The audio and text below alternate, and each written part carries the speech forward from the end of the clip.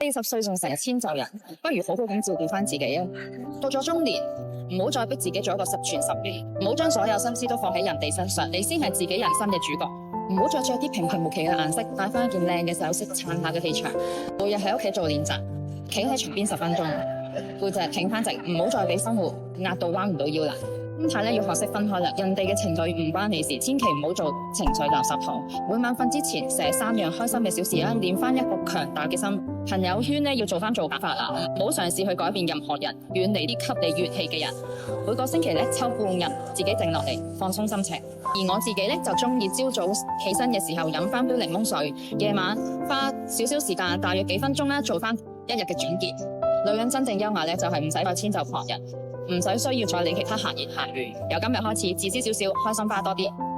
想一齊修煉自我，大家可以繼續關注我。得閒嘅時候咧，睇下呢2本書，個書名就係《被討厭嘅勇氣》同埋《心情重建》。拜拜。